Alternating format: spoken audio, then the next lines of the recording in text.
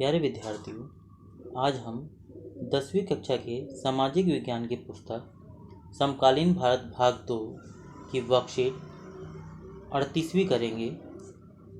ये वर्कशीट 10वीं कक्षा की भूगोल की पुस्तक के पाठ 7 राष्ट्रीय अर्थव्यवस्था की जीवन रेखाएं से लिया गया है। पिछली वर्कशीट में हमने सड़क परिवहन के बारे में बात की थी। आज हम रेल परिवहन के बारे में बात करेंगे और इसे समझेंगे, इसके महत्व को समझेंगे। रेल परिवहन। भारत में रेल परिवहन वस्तुओं तथा यात्रियों के परिवहन का प्रमुख साधन है। यानी कि वस्तुओं को एक जगह से दूसरी जगह ले जाना हो या यात्रियों को एक जगह से दूसरी जगह ले जाना हो, इसका ये प्रमुख साधन है। रेल के द्वारा हमारा जो व्यापार है, अधिकतर व्यापार जो है भारत के अंदर रेल के द्वारा ही सामान इधर से दूसरी जगह पर, एक जगह से दूसरी जगह पर भेजा जाता है। रेल परिवहन अनेक कार्यों में सहायक है, जैसे व्यापार, यानी व्यापार जो वस्तुओं का उत्पादन होता है उसे एक जगह से दूसरी जगह ले जाना। भ्रमण, हमें कहीं घूमने जाना हो तो उसके लिए रेल परिवहन अच्छा साधन है। दूर दूर कहीं जाना हो, दिल्ली से केरल जाना हो, दिल्ली से मुंबई जाना हो, तो हम बस के द्वारा जाना बड़ा ही थोड़ा इसमें समय भी ज़्यादा लगता है, महंगा भी पड़ता है और जो है ये थकावट वाला भी है, ज़्यादा इसमें ज़्यादा थकान भी हो जाती है। तो इस तरीके से लंबी दूरी के लिए हम रेल परिवहन को ही ज़्यादा महत्व देते हैं सड़क परिवहन के मुकाबले। फिर तीर्थ यात्राएं, हमें वैष्णो देवी जाना हो, हमें जो है हरिद्वार जाना हो या दक्षिण भारत के किसी मंदिर में जाना हो, उड़ीसा में जो पुरी का मंदिर है वहाँ जाना हो, तो हम इन सब जगहों पे जो है रेल मार्ग को ही उचित समझते हैं। लंबी दूरी तक सामान का परिवहन आदि इसके द्वारा आसानी से हो जाता है। एक प्रमुख परिवहन के साधन के अतिरिक्त ये पिछले 150 वर्षों से भी अधिक समय से भारतीय रेल एक महत्वपूर्ण समन्वय के रूप में भी जानी जाती है। यानी कि 150 वर्षों से इसने क्या किया है, पूरे भारत को आपस में जोड़ा है। विभिन्न भाषी जो क्षेत्र हैं उनको आपस में जोड़ा है, व्यापार के क्षेत्र में आपस में जोड़ा है। कृषि का जो उत्पादन होता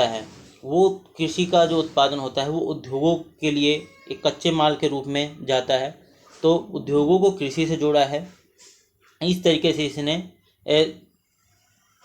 पूरे देश में समन्वय स्थापित किया है भारतीय रेलवे ने।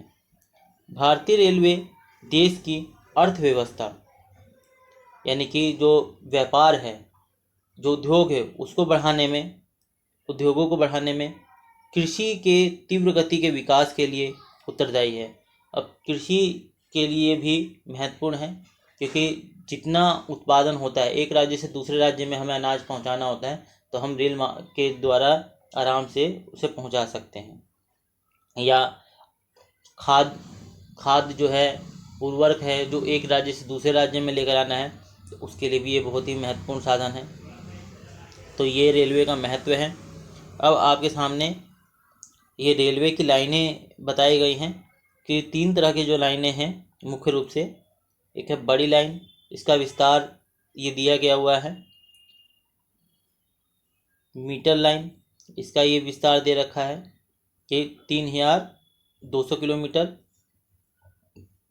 फिर छोटी लाइन, इसका विस्तार दे रखा है, इस तरीके से इसके अंदर विस्तार दे रखा है। अब हम आते हैं थोड़े इनके प्रश्नों के बारे में। अब प्रश्न है, इसको हम समझेंगे। पहला प्रश्न है, भारतीय रेल किस प्रकार से देश में समन्वय की भूमिका निभाती है। यानी किस प्रकार से इसने आपस में, चाहे उद्योगों को चाहे लोगों को, इसने आपस में जोड़ा है, तो इसके बारे में ये बताना है। प्रश्न है दूसरा, रेल यात्रा से जुड़े अपने किसी अनुभव के बारे में लिखिए।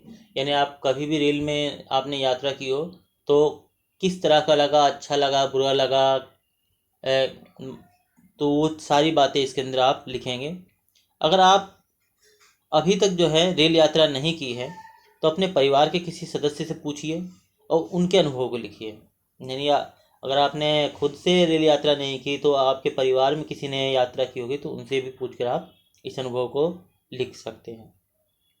फिर है तीसरा प्रश्न, रेलवे किस प्रकार उद्योग और कृषि के क्षेत्र में विकास को बढ़ावा देती है। तो हम जानते हैं कि उद्योग और कृषि दोनों आपस में जुड़े हुए हैं और इनको जोड़ने में रेलवे ने महत्वपूर्ण भूमिका निभाई है, और वो किस प्रकार से निभाई है वो आप इसके अंदर बताएंगे। फिर प्रश्न जो है चौथा, भारतीय रेल से संबंधित कुछ नई घटनाओं का जिक्र कीजिए। जैसे बुलेट ट्रेन आएगी तो उससे क्या फ़ायदे होंगे, क्या नुकसान हो सकते हैं,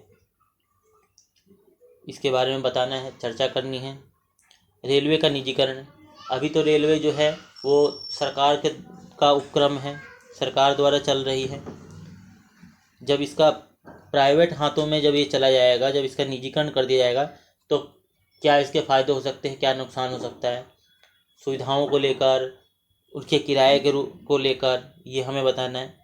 फिर रेल प्लेटफार्म पर उपभोक्ता शुल्क, कि रेल प्लेटफार्म पर जब हम जाते हैं तो हमें रेल प्लेटफार्म पे जाने के लिए हमें कुछ पैसे शुल्क देने पड़ते हैं, किसी को रिसीव करने के लिए या अन्य वस्तुओं के उपभोग के लिए। तो इसके बारे में आप जो है इस वर्कशीट में आप चर्चा कर सकते हैं। तो ये वर्कशीट है, आशा करता हूँ कि आपको समझ आई होगी। अगर आपको कुछ भी समझ नहीं आया होगा तो आप जो है इसके बारे में पूछ सकते हैं। साथ ही आप इस वर्कशीट को और अच्छे से समझने के लिए एनसीईआरटी की जो बुक है भूगोल की, उसमें ये 7वां चैप्टर है, तो उसको भी आप इसे रीड कर सकते हैं। धन्यवाद।